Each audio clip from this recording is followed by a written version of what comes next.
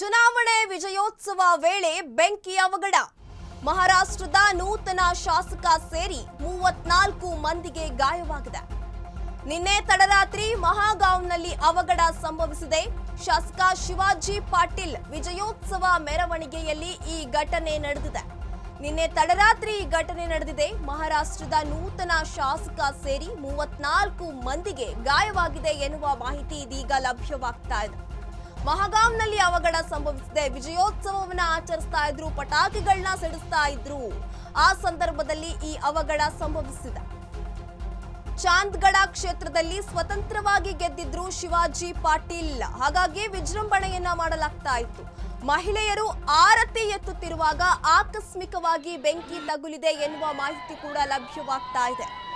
ಏನು ಒಂದು ವಿಜಯೋತ್ಸವವನ್ನ ಸಂಭ್ರಮ ಮಾಡ್ತಾ ಇದ್ರು. ನೀವು ದೃಶ್ಯದಲ್ಲಿ ಗಮನಿಸಬಹುದು ವಿಜಯೋತ್ಸವವನ್ನ ಯಾವ ದೊಡ್ಡ ಪ್ರಮಾಣದಲ್ಲಿ ಮಾಡ್ತಾ ಇದ್ರು ಅಂತ. ಜೆಸಿಬಿಯ ಮೂಲಕ ಹೂವಿನ ಸುರಿಮಳೆಯನ್ನ ಸುರಿತಾ ಇದ್ರು, ಆರತಿಯನ್ನ ಮಾಡ್ತಾ ಇದ್ರು. ಈ ರೀತಿ ಮಾಡ್ತಾ ಇರಬೇಕಾದ್ರೆ ಇದ್ದಕ್ಕಿದ್ದಂತೆ ಬೆಂಕಿ ಹೊತ್ಕೊಂಡಿದೆ. ಇದರಿಂದ ನೂತನ ಶಾಸಕರಾಗಿ ಆಯ್ಕೆಯಾಗಿದ್ದಂತಹ ಶಿವಾಜಿ ಪಾಟೀಲ್ ಅವರಿಗೂ ಕೂಡ ಗಾಯವಾಗಿದೆ ಎನ್ನುವ ಮಾಹಿತಿ ಲಭ್ಯವಾಗ್ತಾ ಇದೆ.